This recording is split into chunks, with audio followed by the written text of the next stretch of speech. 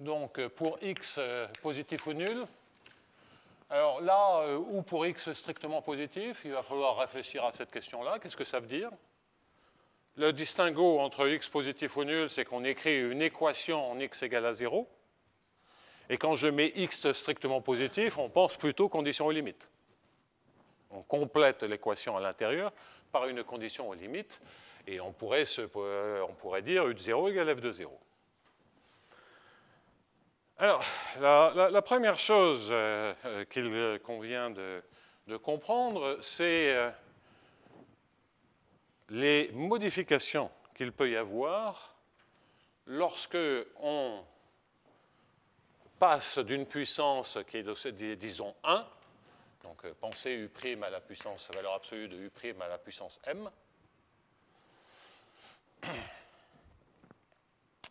et comme on le verra plus tard, le fait que ça soit un hamiltonien positif, convexe, etc., ne joue absolument aucun rôle. La seule chose qui va jouer, c'est le comportement à l'infini. Bien. Alors, le cas pour m plus grand que 1. Donc, qu'est-ce qui se passe? Donc, première étape, comprendre ce qui se passe si m était égal à 1. Bien, si m était égal à 1, on a une proposition classique qu'il va me falloir expliquer. C'est qu'il existe une unique solution de viscosité qui est, disons, continue sur C0 l'infini. Alors, il faut quand même que je rajoute quelques hypothèses là-dessus. Donc, je vais prendre la situation où f là-dedans est uniformément continue, on n'en a pas vraiment besoin, et, disons, continue et bornée. Vous pouvez penser uniformément continue et bornée, BUC. Et vous pouvez penser encore plus simple que f est une fonction tend vers une constante à l'infini. Pas nécessairement 0, parce que sinon, ça fait un peu trop de 0 dans le problème. Si ça vous permet de mieux comprendre ce qui va suivre, le problème n'est pas le comportement quand x tend vers l'infini. La difficulté est en x égale à 0. Donc ça, c'est certainement le plus simple. C'est f tend vers une constante que je vais baptiser une fois pour toutes a à l'infini. C'est probablement le plus simple parce que toutes les solutions que l'on regarde vont tendre vers a à l'infini. Et donc à l'infini, il ne se passe rien, tout est pareil. Donc ça, ce n'est pas le problème. Même dans les applications économiques, on est en fait dans ce genre de situation, A est négatif, mais enfin bon, peu importe. Donc, quand je mets continu, ça sera toujours avec un peu plus d'informations à l'infini, c'est-à-dire typiquement tendant vers A à l'infini, ou continu borné, ou BUC, par 3 niveaux différents de difficulté à l'infini. Je le répète, la difficulté n'est pas à l'infini. Il existe une unique solution de viscosité sur le fermé. Et cette solution vérifie U de 0 égale F de 0. Alors ça, c'est totalement général, quelle que soit la dimension, etc. C'est un phénomène absolument général. Plusieurs choses à expliquer. C'est déjà, quand je parle d'unicité, je suis bien en train de parler d'un résultat de comparaison entre sous- et sur-solution qui entraîne l'unicité, comme dans la théorie classique. Donc l'unicité, ça veut dire principe de comparaison. Et ça, c'est une propriété qualitative de l'équation qui nous dit, en fait, j'ai U de 0 égale F de 0. Mais c'est une conséquence de l'équation. Je ne veux pas l'imposer comme condition aux limites et récupérer et être sûr que la condition aux limites est gérée par des barrières. Ça fait partie de l'équation. Alors, évidemment, c'est m égale à 1. Ça, on va voir que tout ceci est modifié. En fait, ce que l'on verra plus tard, c'est que cette proposition est encore vraie, sauf que la deuxième partie n'est plus vraie si m est plus grand que 1. Okay. Bien. Alors, Là-dessus, il y a pas mal de choses à dire et je vais peut-être tout de suite indiquer des résultats assez généraux multidimensionnels.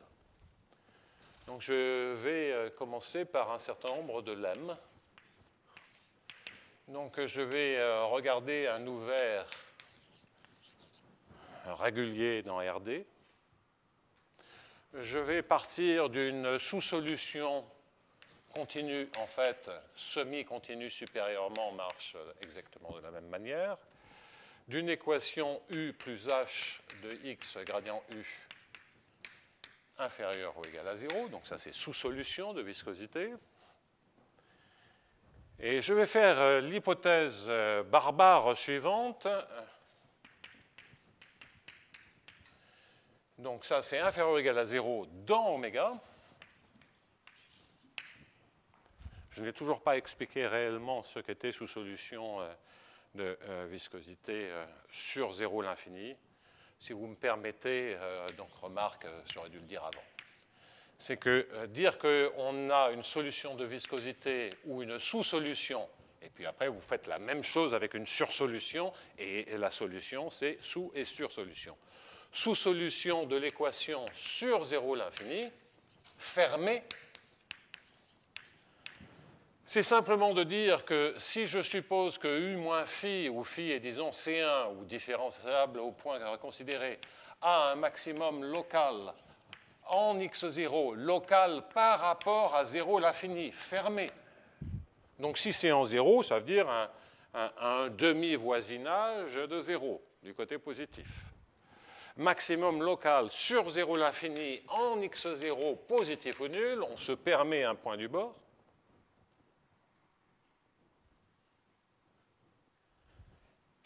Eh bien, cela entraîne, c'est ça la notion de sous-solution, qu'effectivement, on a U de x0 plus h de x0 gradient de U de x0 qui est négatif ou nul. Donc, attention, ça n'a, et gradient U, c'est gradient phi. Attention, quand on est dans un point intérieur et qu'on prend une fonction régulière au-dessus d'une fonction U, et ça c'est la fonction phi, voilà un point de maximum local, on s'attend à ce que les gradients soient égaux. Si on est sur le bord, on s'attend à quoi? On s'attend à ce que bien U fasse ce qu'il peut à partir de 0 du bord et que phi démarre au-dessus, mais les dérivées ne sont pas nécessairement égales. Ça veut dire que la dérivée rentrante est plus grande pour phi que pour U. Donc demander quelque chose comme ça, c'est dire qu'au bord, je suis en train de demander énormément d'informations. En revanche, si l'hamiltonien dégénère sur le bord, ça doit être assez indifférent, donc il y a peut-être une chance que ceci marche. Bon, en dimension 1. De manière plus générale, si je suppose que dans la direction normale en tout point du bord, et c'est purement local, hein, ceci j'aurais pu le faire sur un point du bord, l'hamiltonien est indifférent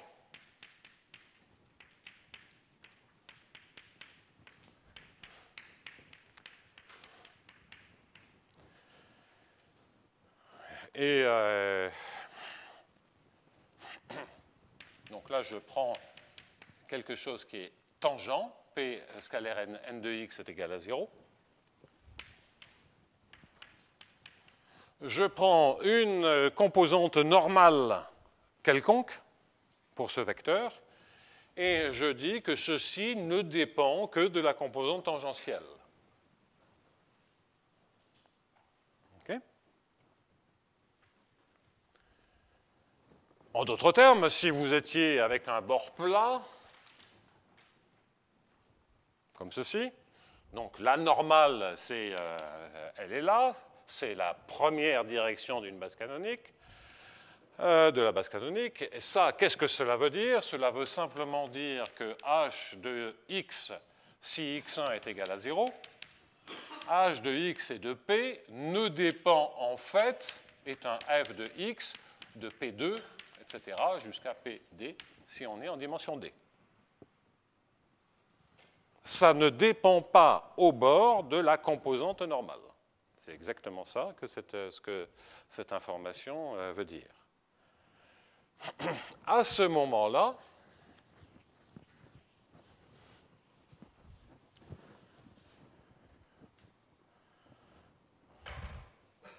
alors, sur le bord, eh bien, U plus F de X, et je vais noter comme ceci le gradient tangentiel de U, est négatif ou nul sur d oméga. C'est-à-dire qu'on a automatiquement une équation, une inégalité tangentielle. Ça entraîne,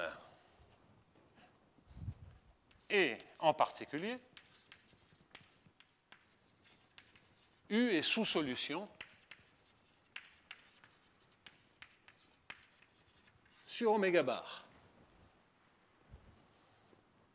Quelle est la différence?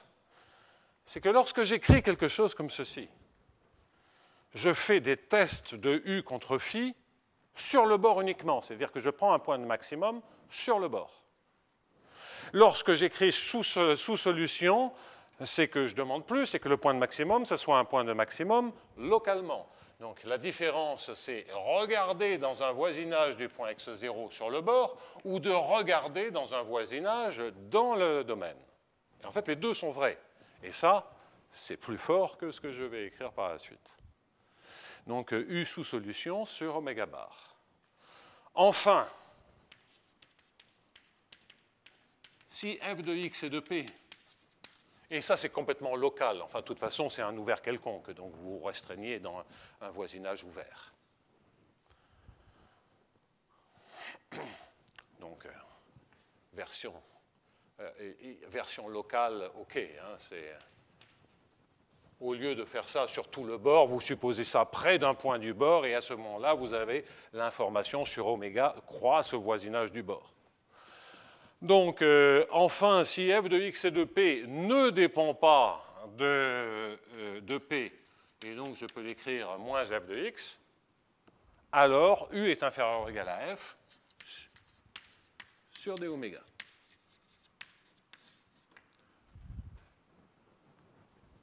Tout cela est vrai si on fait une hypothèse sur H. Cette hypothèse, c'est l'hypothèse usuelle d'unicité. Donc c'est sous l'hypothèse que H de x et de p moins H de y et de p est inférieur à oméga de x moins y 1 plus p. Rappelez-vous donc, où oméga est une fonction qui tend vers 0 si S tend vers 0. Donc ça, c'est ce qui fait marcher la démonstration de l'unicité, la démonstration classique de l'unicité des solutions de viscosité. Et bien entendu, lorsque m est égal à 1, que vous écrivez x valeur absolue de u', vous êtes précisément dans cette situation, parce que vous êtes en train de regarder x moins y fois p. Ça, c'est xu'.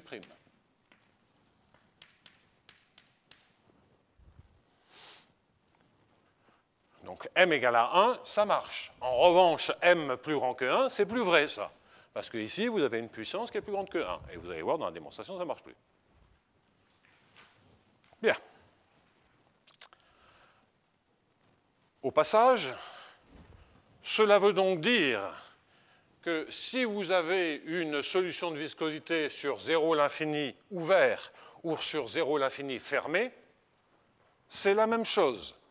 Puisque là, on vient de voir toutes les hypothèses du lemme sont vérifiées, et on vient de voir que l'on pouvait étendre l'équation au bord, en d'autres termes, que l'on pouvait écrire sur 0 l'infini ou sur...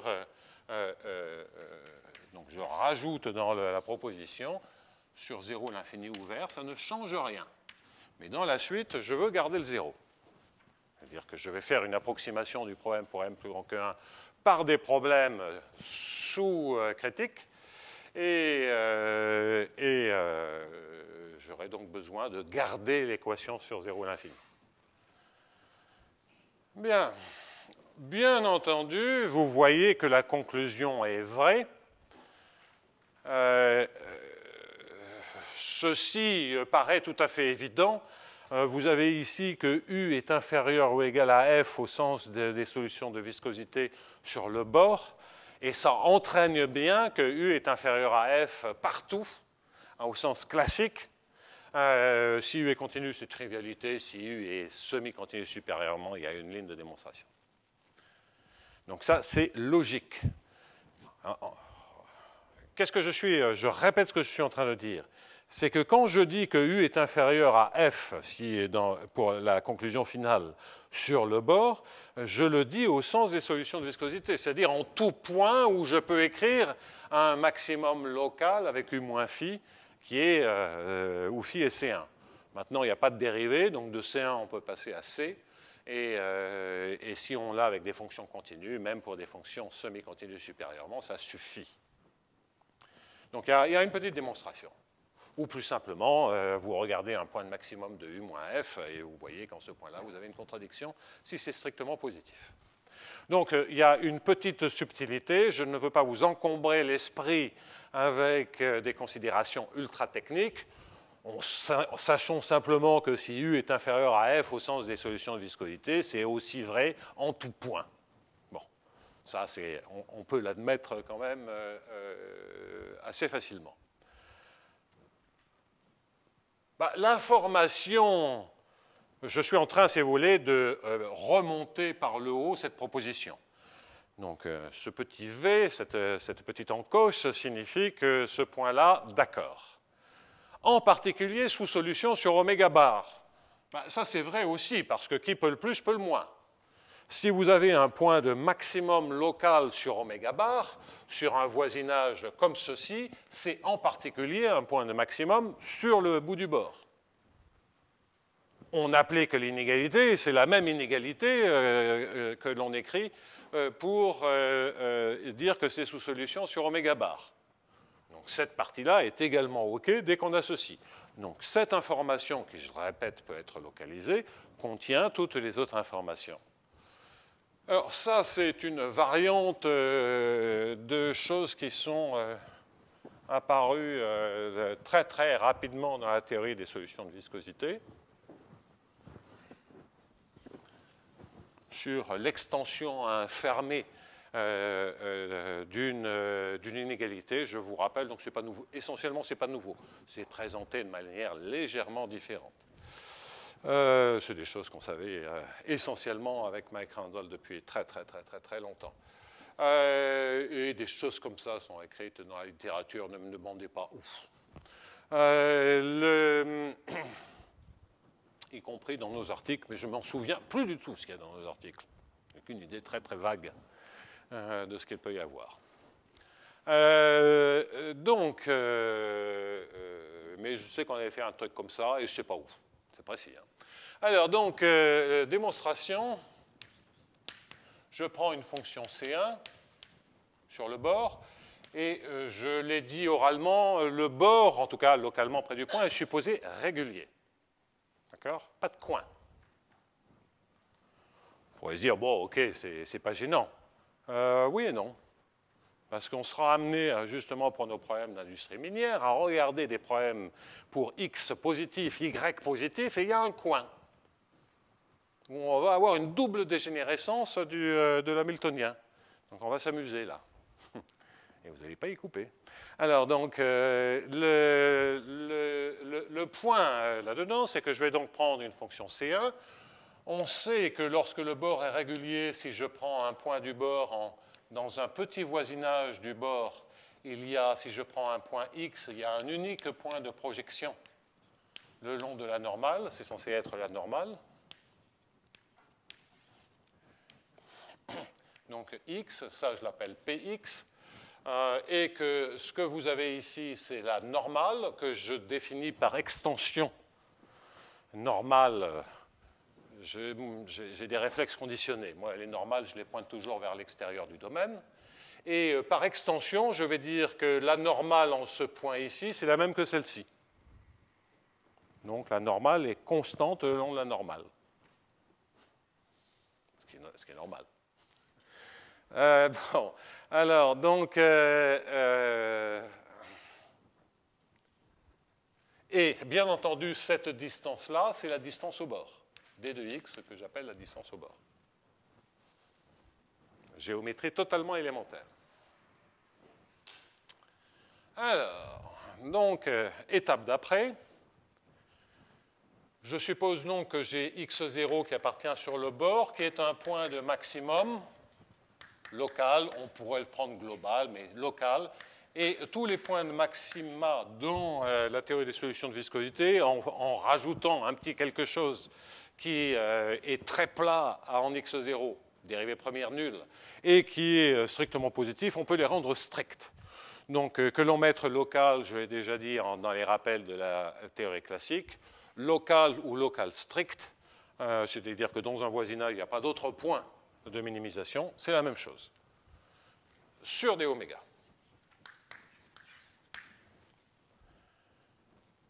Eh bien, je vais ensuite regarder U moins phi moins epsilon sur la distance au bord. Okay. Donc, epsilon est un paramètre strictement positif. Grâce aux propriétés de continuité ou de semi-continuité supérieure de ceci, pensez à un point de maximum global, donc vous êtes sûr que vous en avez un, et il va être à l'intérieur, au lieu de local, pensez global. Hein, et ici, vous prenez le point de maximum, ça sera plus simple à comprendre. Local ou global strict dans la théorie des solutions de viscosité, c'est la même chose. Ça sera plus clair comme ça.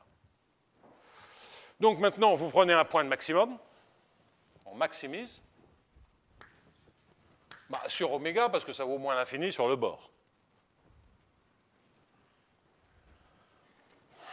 Vous récupérez un point x epsilon, et de par la propriété qui est ici, vous voyez bien que nécessairement la distance doit tendre vers 0, qu'on se rapproche du bord, et que donc on se... Parce que bref. Donc, on voit que, assez facilement, que x epsilon, en fait, la maximisation, il faut la faire sur un voisinage du bord, là où on a défini la normale, la distance. Mais bon, et phi, j'aurais dû le dire avant, c'est que phi de x, de px, moins lambda n de x, est égal à phi de px pour tous les lambda inférieurs ou égal à un certain epsilon lambda 0 qui mesure la régularité du bord. Donc en d'autres termes, je prolonge de manière constante la fonction phi, de sorte à pouvoir prendre un point de maximum. Donc de l'analyse de continuité élémentaire m'assure que localement, dans le maximum sur oméga, c'est pas vrai là, ce que je suis en train de dire, c'est que localement, je vais pouvoir ainsi créer un point de maximum local avec un x epsilon qui tend vers x0.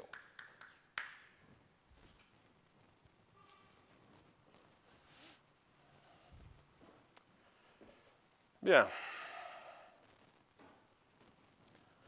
Et x epsilon appartient à oméga.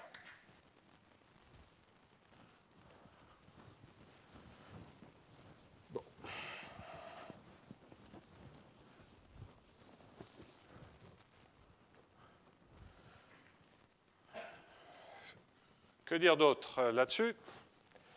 Eh bien, c'est que on applique à ce moment-là la définition.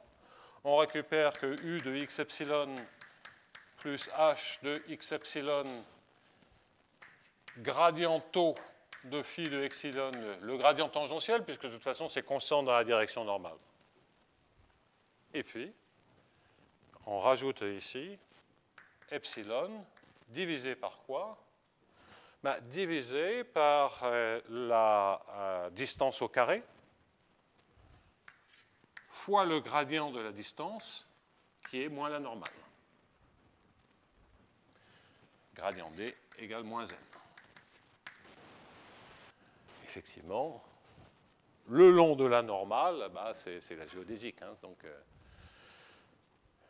on se déplace à vitesse 1 sur le segment le long de la normale, et c'est donc le gradient de la distance,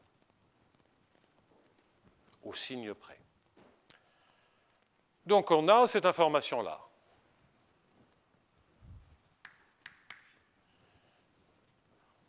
Donc, je résume, on introduit cette fonction de test, on vérifie que grâce aux propriétés de maxima et des propriétés élémentaires de perturbation, de maximisation de fonctions continues, on génère un tel point de maximisation. Ce point de maximisation, il tend vers le bord, et non seulement, bien sûr, d de x epsilon tend vers 0, mais l'effet de la pénalisation, et ça c'est très important, c'est qu'on ne sait pas forcément à quelle vitesse, ça dépend du module de continuité de U, mais ce que l'on sait de toute façon, c'est que epsilon sur d de x epsilon tend vers 0.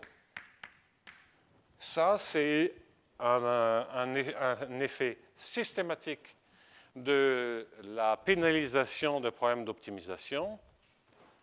Quand vous faites tendre la pénalisation vers 0, le terme de pénalisation tend vers 0.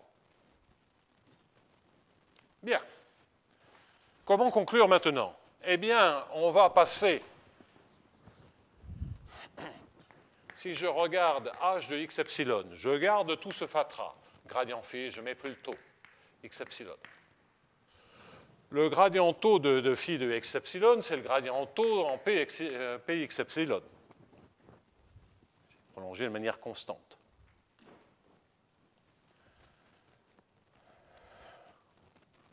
Bon, je laisse ça parce qu'il y a la commutation de non-linéarité, je ne suis pas sûr d'écrire quelque chose qui soit vrai là. C'est vrai si le bord était plat. Il y a une minuscule correction. Moins epsilon d2 sur n. OK. Ça, c'est l'information que j'ai, et je vais la comparer avec ce qui se passe en px epsilon, c'est-à-dire la projection sur le bord. H de px epsilon, gradient taux phi, je ne touche pas à ça, moins epsilon sur d2 n, je ne touche pas à rien. Donc j'observe, et c'est là que l'hypothèse que je viens malheureusement d'effacer, qui est l'hypothèse traditionnelle d'unicité, va servir. Eh bien, ceci se majore par un oméga de x epsilon moins p x epsilon. Et ça, c'est précisément d, fois 1, phi est une fonction qui est contrôlée, donc ça me fait une constante, plus un epsilon sur d2, c'est l'ordre de grandeur, la normale unitaire est de taille 1, c'est l'ordre de grandeur de ce que vous avez. Et vous observez que vous avez d fois epsilon sur d, et donc ceci c'est un oméga de c fois d plus epsilon sur d, et ces deux termes tendent vers 0. Donc en d'autres termes, je peux remplacer dans cette inégalité, grâce à l'hypothèse qui mesure la continuité en fonction de la taille de P, qui est vrai pour m égale 1, qui n'est plus vrai pour m supérieur ou égal à 2, j'en déduis donc que dans cette inégalité, à une petite erreur près, je peux remplacer x epsilon par un point du bord. Maintenant, donc ici,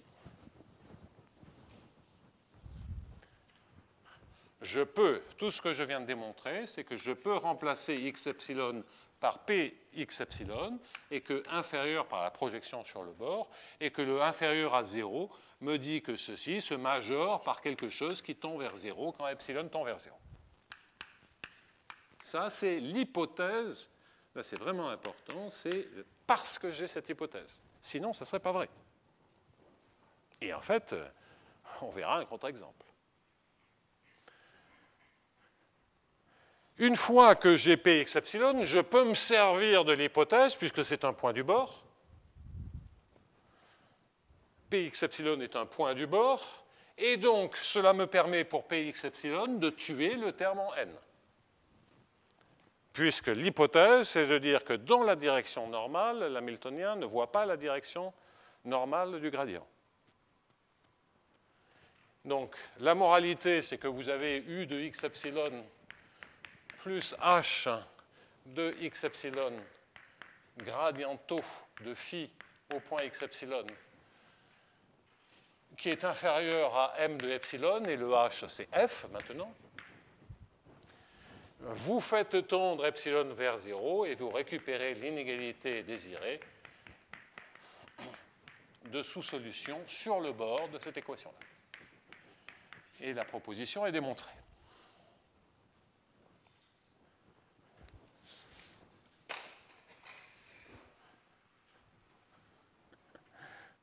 Bon, il ne faut pas t'en prendre à tes affaires, elles y sont pour rien. Hein.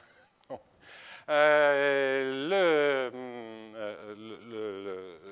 Cela m'explique pourquoi la croissance de puissance 1 ne pose aucun problème. L'unicité, il n'y a pas grand-chose à dire parce que soit vous vous servez du lemme et vous dites U de 0 égale F de 0, on l'a, et donc c'est un problème classique des solutions de viscosité avec des conditions aux limites, il y a unicité. Soit vous le démontrez directement, si vous avez vraiment une solution de viscosité sur 0 à l'infini, vous faites la démonstration comme si c'était un ouvert et ça marche pareil. Donc l'unicité, le principe de comparaison sur 0 à l'infini, la démonstration, ne voit pas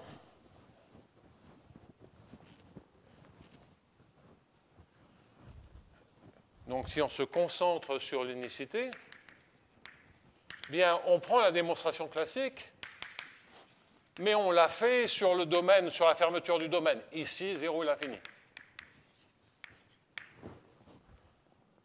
Identique, ça marche pareil.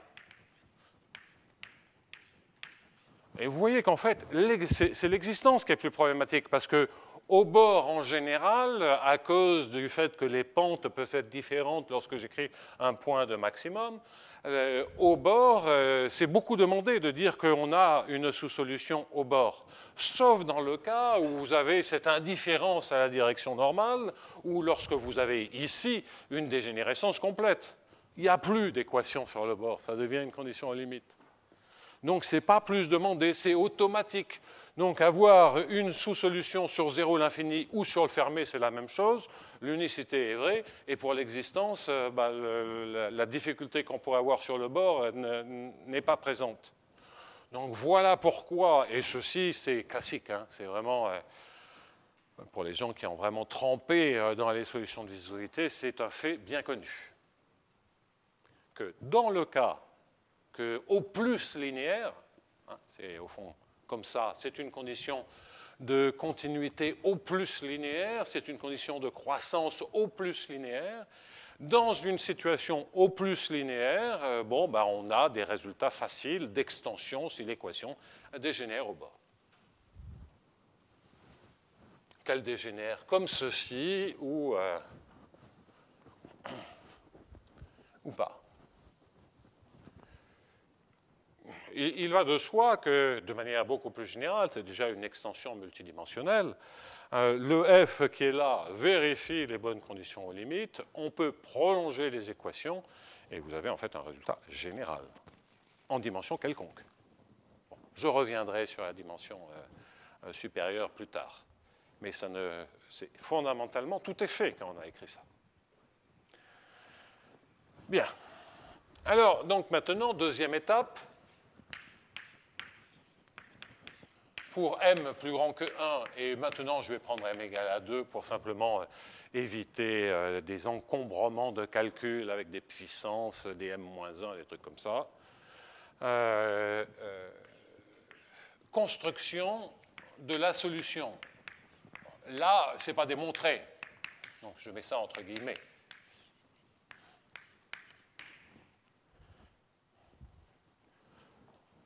Bon, ce qu'on va faire, c'est qu'on va partir de cette équation-là, et puis on va se ramener à une situation au plus linéaire à l'infini. Qu'est-ce qu'il suffit de faire? Il suffit de tronquer le U' carré. Donc, qu'est-ce que vous allez faire? Vous remplacez ça, vous introduisez avec un xn, avec un n, vous introduisez la solution de U' carré n fois, on va prendre le minimum fois m U' n, par exemple. N'importe quoi qui soit à croissance au plus linéaire à l'infini. n'importe quoi. Celle-là. C'est parce que j'ai la flemme de... ce qui est quand même plus joli, c'est de je vais uniquement faire le dessin. Donc là, c'est la fonction quadratique. À m, vous la prolongez par sa tangente, c'est plus agréable. Vous gardez la bosse quadratique près de 0, et puis vous prolongez par sa tangente à partir de m. Donc, ou ceci. Ça n'a rigoureusement aucune espèce d'importance. A priori, l'objet que je vais construire, a priori, dépend de la troncature que j'impose à la fonction.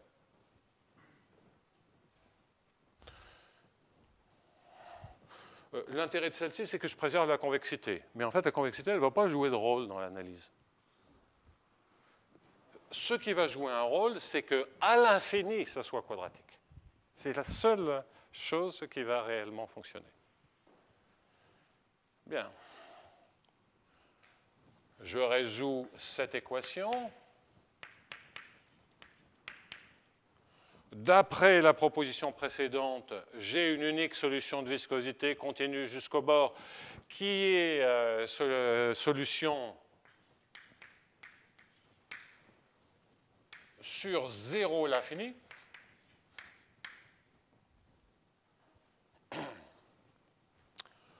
Parce que l'hamiltonien est coercif, pardonnez-moi. Vous voyez que l'hamiltonien qui est ici est croissant.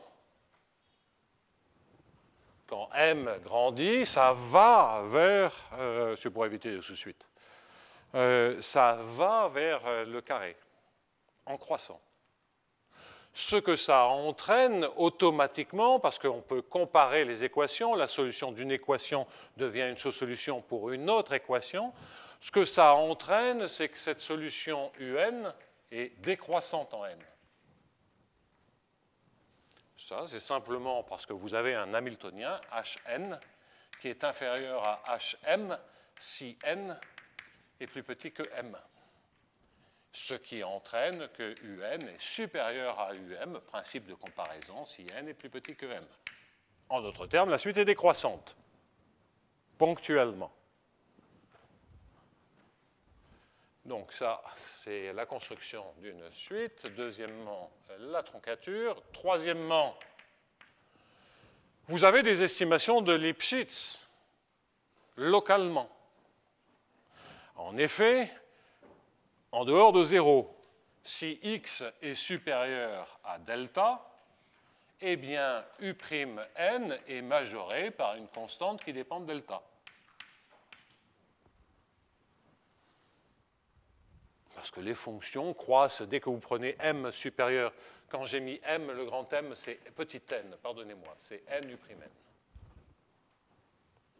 Donc ça, je tronque au niveau n, pour rendre les choses quand même un peu plus claires. Donc, voilà, j'ai tronqué le carré à un niveau de plus en plus élevé. Je crée une solution par la proposition. Ces solutions sont décroissantes. L'équation, parce que c'est de plus en plus coercif à l'infini, vous voyez qu'à l'infini, ça se comporte toujours par le n u'm. Enfin, il y a aussi le carré qui intervient. Bref, c'est coercif. Donc, l'équation f est bornée. Un, j'aurais dû le dire avant, pardonnez-moi, est toujours bornée. Ça, c'est le principe de comparaison. Je vais le mettre ici.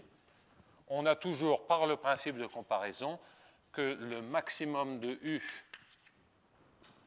est inférieur ou égal que la norme L infinie de U est majorée par la norme L infinie de F. Donc là où je triche un tout petit peu, c'est que la première étape, j'ai écrit que c'était m égale à 1. Et je m'en sers avec un hamiltonien qui n'est pas la puissance 1. Ce que j'observe simplement, c'est que toutes les démonstrations fonctionnent si c'est à croissance au plus linéaire. Je n'avais traité que le cas exactement positivement homogène de degré 1, mais c'est uniquement la croissance à l'infini qui joue dans la démonstration de la proposition. Donc vrai pour h de U' qui est au plus linéaire, et pas simplement valeur absolue de U'. Même démonstration, rien à dire. Donc, quoi qu'il en soit, j'ai cette information.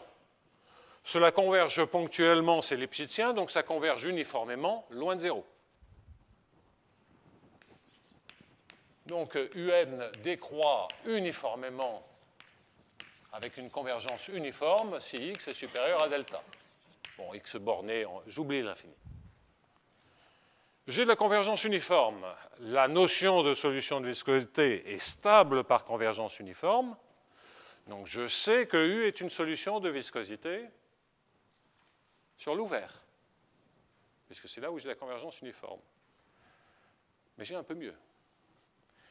J'ai un peu mieux parce que, fondamentalement, ce à quoi vous vous attendez, c'est que, regardez l'équation limite, c'est que U' carré, soit, je regarde quand même un peu l'heure, bon, ben ça va, c'est que U' carré, certes, il y a la troncature, mais ça ne pose pas de difficulté particulière, soit inférieur à C sur X. D'accord?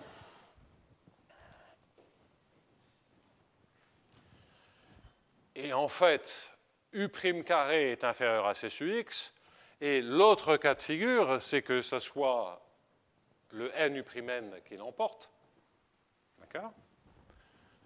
C'est-à-dire que, qu'est-ce que ça veut dire que le NU'N l'emporte? Ça veut dire que U'N est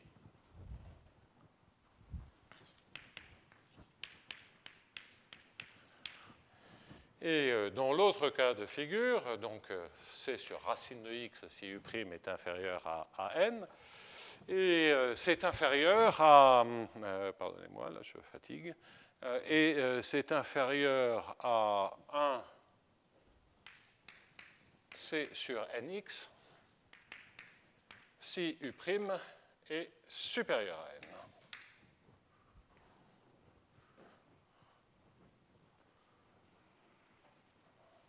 Ça doit être à peu près correct, ça. Bon. C sur nx, ouais. Bon. Oublions temporairement cette dichotomie et pensez que vous avez cette information-là. Vous voyez que valeur absolue de U' inférieure à C sur racine de x, okay, c'est une information qui assure que vous avez un module de continuité uniforme. Ça assure que U de x moins U de y est inférieur à C fois sur racine de x moins y.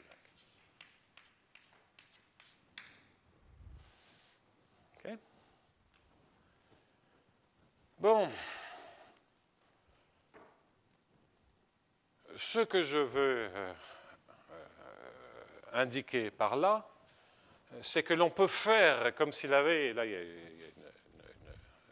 micro-difficulté, c'est que l'on peut faire comme si l'on avait un module de continuité uniforme sur 0 à l'infini. Je reviendrai là-dessus tranquillement, mais l'idée, essayons de comprendre où est-ce que l'on va, l'idée c'est de se dire, si j'ai un module de continuité uniforme comme ceci, je vais donc en déduire que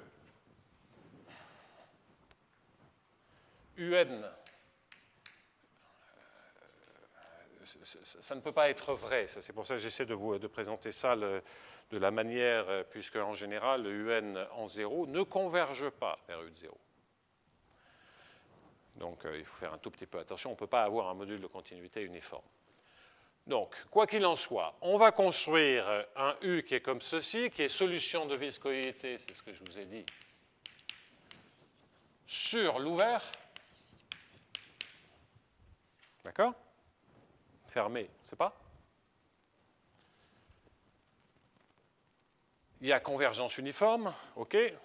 Et d'après l'équation, solution de viscosité, on récupère la bonne équation sur l'ouvert, on en déduit que U' se majore par C sur racine de x, oubliez le inférieur ou égal à n, on est sur la limite, de sorte que U, en fait, est continu sur 0 à l'infini.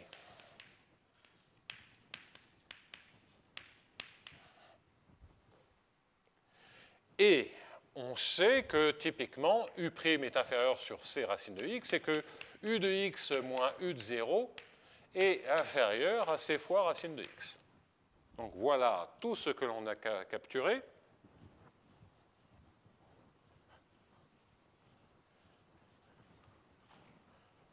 Si je me sers du signe, et ça, ce sera aussi général si j'ai un Hamiltonien qui est à croissance au plus quadratique.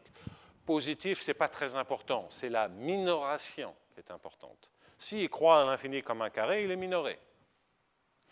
Donc, du fait que U' carré soit minoré ici par 0, à nouveau être sous solution de viscosité, si vous écrivez l'équation, ça vous dit que U est inférieur à F. Si vous avez un Hamiltonien plus général qui soit minoré, vous auriez un plus Cx si H de U' avec H minoré. Plus tard, je reviendrai avec un H de X et de U', et pas nécessairement une forme X fois HU'.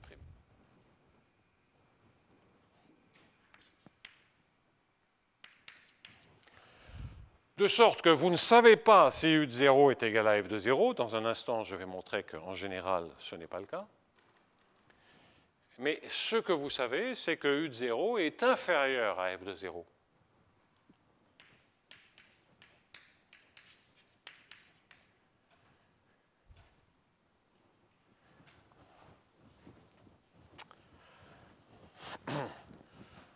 Donc, par ces problèmes approximés, on a construit une solution particulière. Et on se dit que s'il y a une bonne solution, ça doit être celle-là, qui a envie de ressembler en 0 à f de 0, puisqu'elle est limite décroissante. Ça, c'est d'après l'équation, mais j'aurais pu aussi me servir de la limite décroissante. Les un de 0, je sais qu'ils valent f de 0. Bon.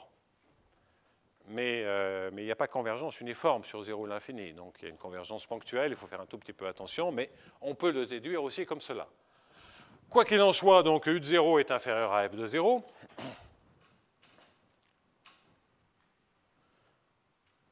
Et la question, c'est est-ce qu'on est comme avant? Parce qu'après tout, si U de 0 est égal à f de 0, technique des solutions de viscosité, j'ai une condition aux limites. À l'intérieur du domaine, le x ne s'annule pas, donc la démonstration classique s'applique. Fin de l'affaire. Donc la question d'après qui vient instantanément, c'est est-ce que U de 0 est égal à f de 0? Donc on a construit pour l'instant, entendons-nous bien, pour la puissance, je vais très lentement, pour m égale à 2, on a construit une solution sur 0 à l'infini. C'est une limite de problème approché, donc si le problème est limite, si le problème qui m'intéresse est bien fichu, ça doit être la bonne solution.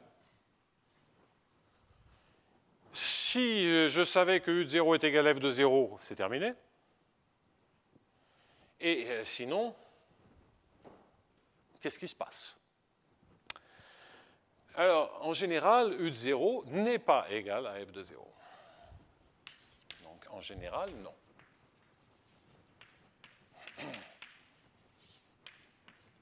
Donc, on peut construire ça avec des exemples explicites. Je vais faire une démonstration qui n'est peut-être pas aussi convaincante que des exemples explicites. On peut demander à Yves tout un tas de simulations numériques qui le montrent largement. Ce n'est pas une démonstration, c'est une indication. Mais je voudrais indiquer une démonstration formelle qui permet de comprendre d'où ça sort. C'est de faire un développement limité à l'origine, pour essayer de comprendre comment se comporte la solution. Donc, si U de 0 est égal à f de 0. OK? Et qu'on essaye de faire un développement limité. Comment on va identifier le développement limité? C'est en supposant que c'est non seulement que U de 0 est égal à f de 0, mais que c'est régulier près de 0. Faire un développement limité ou dériver l'équation et identifier les termes par l'équation, c'est la même chose. Donc je dérive l'équation. En fait, c'est un développement limité. Je dérive de l'équation. Parce que vous voyez bien que U de 0 égale f de 0, c'est le terme d'ordre 0 de l'équation. puisque c'est x fois u prime carré. Si c'est régulier, ben c'est du x. Donc je fais un développement limité de cette équation. Qu'est-ce que j'obtiens? En d'autres termes, je dérive une fois. Je regarde le terme d'ordre 1. Bien, si je dérive x u prime carré, j'obtiens u prime carré en 0. X fois 2 fois u prime u seconde, il y a du x devant, c'est un terme d'ordre inférieur. C'est une contribution au niveau de l'équation en x2. Ça, c'est supposé que la solution est régulière. Plus u prime de 0 égale f prime de 0. En d'autres termes, j'ai une équation quadratique pour u prime de 0.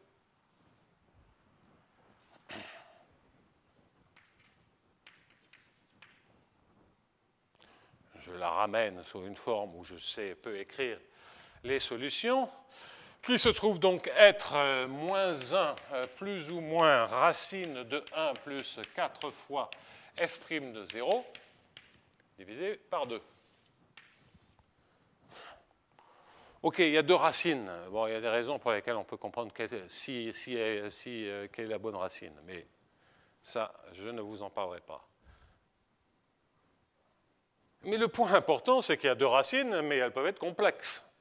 Et que, en particulier, dès que f' de 0 est plus petit que moins 1 quart, strictement plus petit que moins 1 quart, ben, il n'y a pas de racine. Il n'y a pas de solution de cette équation. Donc là, on sent bien qu'il y a un problème. Et c'est en fait, lorsque f' de 0 est plus petit que moins 1 quart, ce qui se passe, c'est que la solution a décroché déjà. En fait, elle décroche avant. Il y a d'abord une perte de régularité progressive. Donc, tout ceci, c'est unidimensionnel. Ça peut se calculer très, très explicitement. Donc, ceci, en général, on ne va pas récupérer la bonne condition aux limites. Et ce qui joue un rôle, c'est f' de 0. Alors ça, c'est intéressant à comprendre. C'est-à-dire si f' de 0 est plus petit que moins 1 quart, en d'autres termes, si on fait pencher f de plus en plus, on part f, c'est une fonction f de 0. F de 0 est là. Et puis f' de 0 plus petit que moins 1 quart, donc je vais tracer en pointillé la pente moins 1 quart. Ça veut dire que je veux faire partir f de plus en plus négativement. Est-ce que ça a un sens du point de vue de ces équations? La réponse est oui, et c'est très intuitif si on écrit au moins formellement un problème de contrôle optimal ou de calcul des variations associé à ce problème-là. Alors, donc, je continue cette remarque parce qu'il est important de comprendre les difficultés auxquelles on est confronté avec le carré ou avec une puissance strictement plus grande que m, que 1.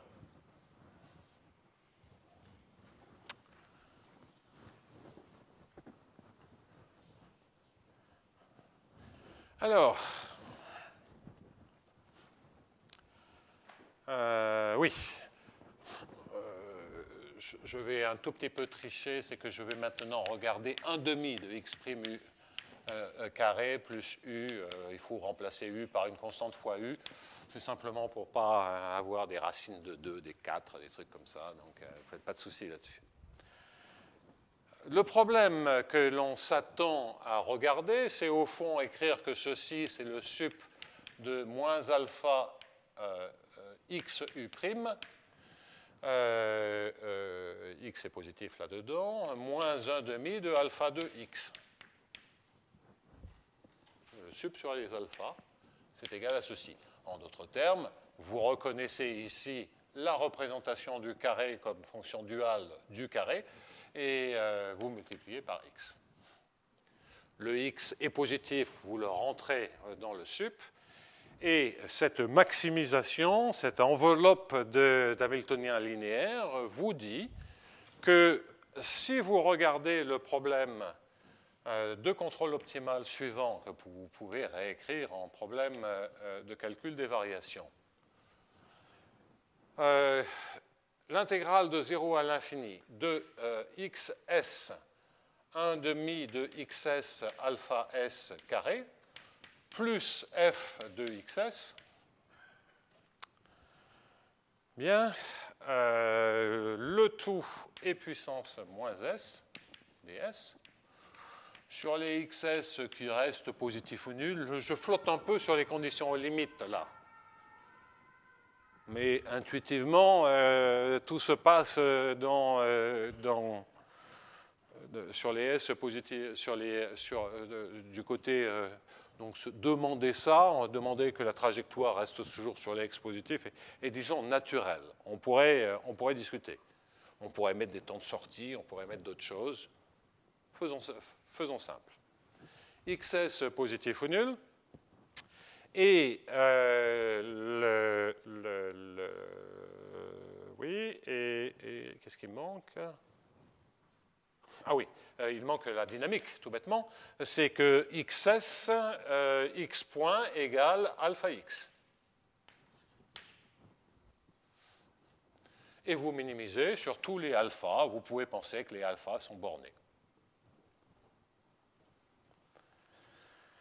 Bien.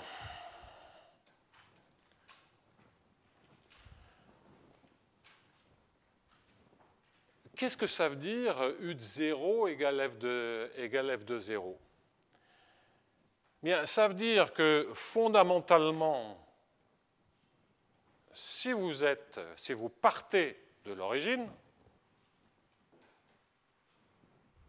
vous y restez et vous trouvez U de 0 égale f de 0.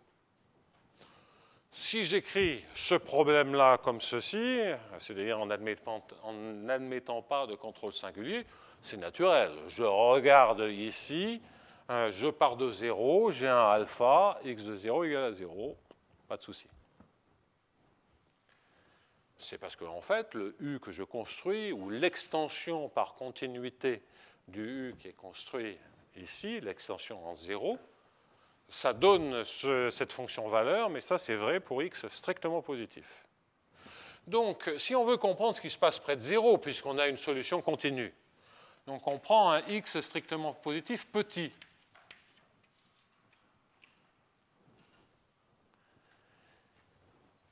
Et ce que l'on voudrait savoir, si cet infimum est proche de f de 0. Le u est continu. Et ça, est-ce que c'est proche de f de 0 égale à 0? Alors, vous voyez qu'à travers des dynamiques comme ça, vous avez une dynamique qui peut se rapprocher de 0 suivant alpha, mais lentement. Que prendre des grands alphas, ça a un coût. Mettons que x est petit, c'est pas si grand, c'est pas si élevé que ceci. Donc, on peut imaginer que si f est très négative, que pour minimiser cette intégrale, même si je pars tout près de 0, eh bien, j'ai intérêt non pas à rester là, essentiellement rester là où elle est vers 0, mais que j'ai intérêt à partir vers des valeurs positives. Et même assez fortement, parce que ça ne va pas me coûter si cher que ça. En tout cas, tant que je suis petit. Et donc, plus f plonge, et puis on peut faire un bilan, si vous prenez quelque chose de linéaire, si vous prenez f égale moins lambda x, ceci se calcule explicitement. Donc, on voit bien que lorsque la pente augmente, il y a un décrochage. Et ce décrochage, c'est parce que si f est de plus en plus pentu, il devient de plus en plus intéressant, même lorsqu'on part très près de 0, de partir loin de 0, à distance strictement positive de 0. Et c'est pour ça qu'on récupère des valeurs qui sont plus petites et qui conduisent à ce phénomène que l'on perd en x égale à 0, u de 0 égale f de 0. C'est comme grosso modo si on se disait je pars de 0, J'appelle ça bêta, donc ici je vais avoir quelque chose qui est en bêta carré sur x avec une singularité, et je vais pouvoir sortir de 0. Et j'y ai intérêt parce que f plonge. Donc en travaillant sur ce problème de contrôle optimal ou de calcul des variations, on se convainc aisément que si f est égal à moins lambda x, en lambda croît, et le lambda, le moins un quart, on le voit très bien apparaître, eh bien, on se rend compte qu'effectivement, on n'a pas intérêt à rester dans les petites valeurs si f est très négatif plus loin. Et donc, on perd la condition aux limites dès que f devient suffisamment négative. Et là, le fait que la puissance soit m égale à 2, ça change tout, parce que pour bien comprendre la différence, revenons sur le problème m égale à 1 et comparons avec cette formulation. Eh bien, ce que vous allez avoir ici, c'est l'infimum de l'intégrale de 0 à l'infini. Le 1,5 de xs alpha s carré disparaît, ça sera que alpha s est majoré par 1. Je vais ici f de xs et puissance moins s ds.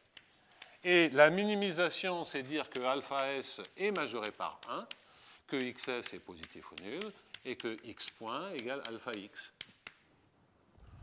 Bon, ben ça, il est clair que si x est petit, de toute façon, la vitesse est majorée et contrôlée. Vous allez de toute façon rester avec des x petits, et donc vous allez rester dans un voisinage de 0, et donc vous n'allez pas perdre la condition u de 0 égale f de 0. Tout se passe près de 0. Ici, vous pouvez, et vous y avez intérêt si f plonge, vous pouvez explorer plus loin, parce que justement, le coût est moins fort. L'hamiltonien est plus fort, le lagrangien est moins fort. Donc le coût de bouger suffisamment en dehors de l'origine, j'essaie de varier les explications intuitives, le coût de bouger en dehors, de bouger loin de l'origine est beaucoup plus faible. Et en fait, dès qu'on passe du cas linéaire au cas surlinéaire, en général, on bouge. Si f est suffisamment pentu. Donc, évidemment, il y a toute une classe de résultats qui consisterait à dire si f n'est pas trop négative, on a u de 0 égale f de 0, on a une unique solution de viscosité vérifiant u de 0 égale f de 0. C'est évidemment pas cette partie-là qui m'intéresse, puisque je veux pas mettre de telles hypothèses sur f. En conclusion, on a que u de 0 égale f de 0 n'est plus vrai. Le fait que u de 0 soit éventuellement égal à f de 0, bah, ça ne marche pas. Et il va falloir commencer à se poser des problèmes. Donc on peut décrocher. Donc l'idée, c'est, grosso modo, si f n'est pas trop négatif, bon, ben, on a u de 0 égale f de 0. Si f est plus négatif, on peut avoir que u de 0 est strictement plus petit que f de 0, en général, enfin, ça arrive. Bien, si on a ceci, l'équation qui a lieu comme U ellipsitienne, qui a lieu essentiellement partout, en fait presque partout, en tout point de différenciabilité, l'équation nous dit que U' carré se comporte maintenant exactement comme f de 0 moins u de 0 sur x, puisque f et u sont continus. Donc je sais exactement à quoi ressemble u. Enfin, non, à un signe près. Donc, j'ai que U' est égal à plus ou moins racine de f de 0 moins u de 0. Bon, une constante strictement positive divisée par racine de x. J'ai le plus ou le moins. Bon, alors, il y a des... ça, c'est le côté unidimensionnel. C'est juste, là je ne suis pas en train de construire la théorie qui fonctionne. Je suis en train de construire l'intuition que l'on peut avoir sur ce problème. Bon, il se trouve que dire que U' passe du plus au moins, ça veut dire qu'on passe d'une pente positive à une pente négative. Ça, on y a droit. avec les solutions de viscosité, en se servant du fait qu'on a un Hamiltonien convexe. Donc tout ça, c'est très particulier. C'est une analyse ad hoc pour, je le dirais, non pas démontrer un théorème, mais pour comprendre ce qui se passe. Donc ce genre de discontinuité avec une équation convexe, c'est la théorie des solutions de viscosité, est OK.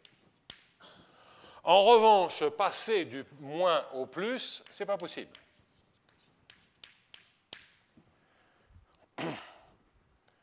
Donc ça veut dire que je ne peux changer de signe au plus qu'une fois. Éventuellement pas du tout, mais au plus une fois. Ce qui, au passage, rend l'explicitation de la solution près de l'origine relativement facile. Et donc, près de 0, ce à quoi on doit s'attendre, ce n'est pas que ça soit en chaque point, c'est que U' soit plus racine de f de 0 moins u de 0 sur racine de x, ou que U' soit moins racine de f de 0 moins u de 0 sur x. Ce n'est pas l'un ou l'autre en chaque point, c'est l'un ou l'autre sur un voisinage de l'origine. En d'autres termes, cela veut dire quoi? Cela veut dire que U démarre comme ceci, ou que U, comme une racine carrée, c'est ce cas-là, là j'ai 0, ou que U démarre à partir de la valeur U de 0, démarre de manière négative.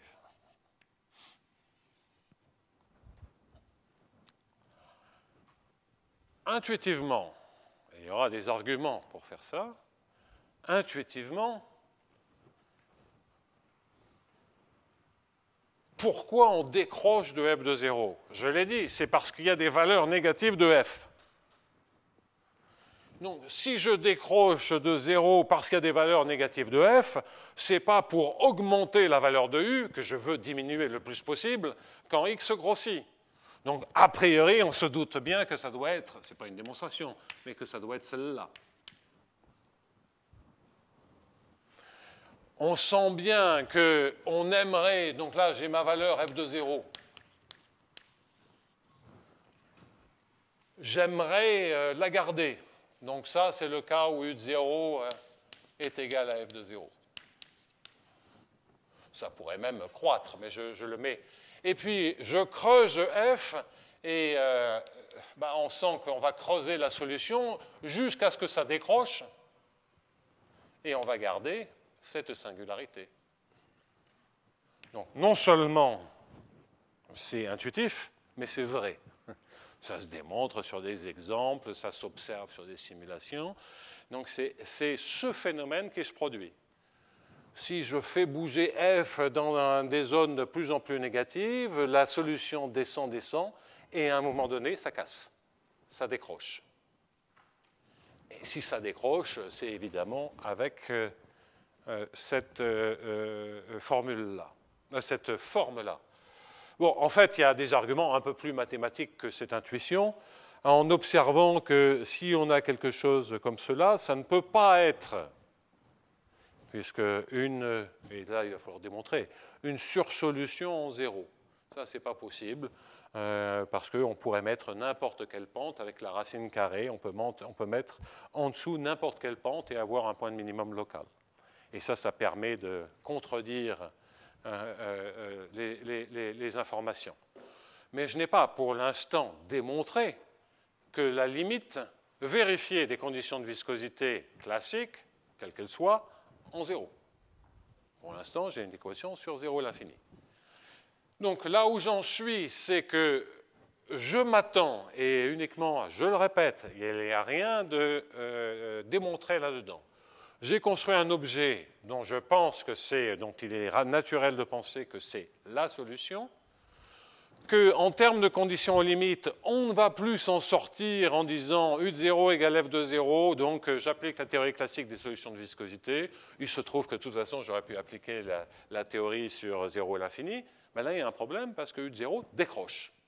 Et quand il décroche, il le fait avec une singularité qui, vous l'observerez, est précisément en racine de x, ce qui était précisément l'obstruction à la démonstration classique de l'unicité des solutions de viscosité. Donc là, il n'y a pas de marge. Donc il va falloir affronter la racine carrée. La racine carrée est somme toute assez naturelle, et je conclus avec ça, je reprendrai après les vacances. Si on se dit,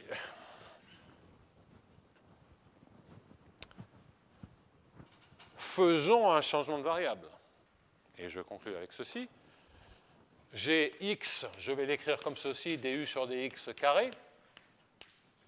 Bien, est-ce que ça, je ne peux pas le réécrire dv sur dy au carré en disant v de y égale u de x, et la relation entre y et x étant à ce moment-là que dy égale dx sur racine de x. En d'autres termes, que y est égal à 2 racines de x. Bon.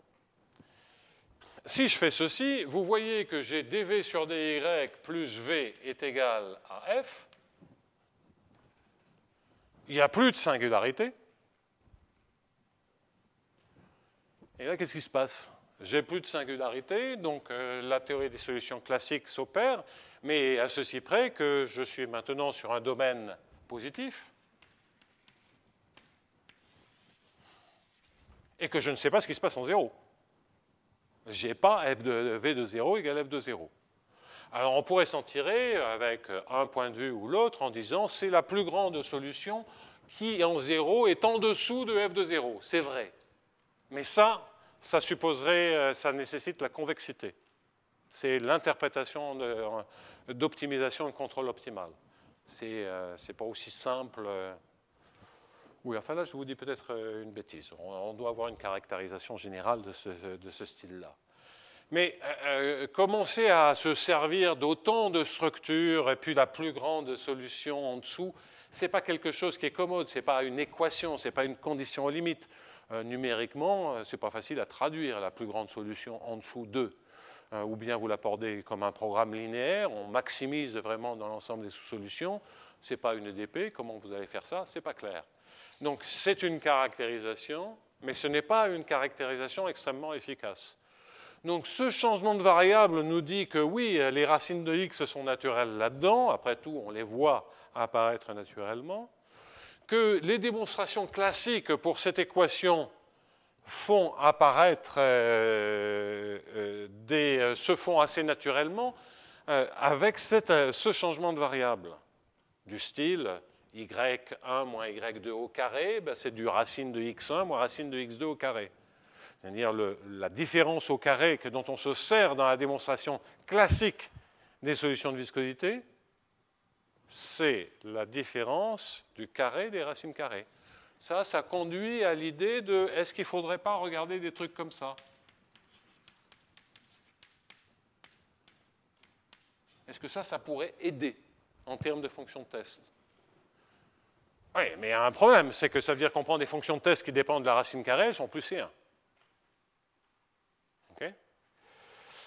Donc, faut-il agrandir la classe de fonctions de test? Pourquoi a-t-on le droit de prendre racine de x? Et est-ce que ça change quelque chose à la définition des solutions de viscosité en permettant d'avoir plus de fonctions test? Telles sont les questions que nous aborderons après les vacances, que je vous souhaite belles et reposantes. À bientôt.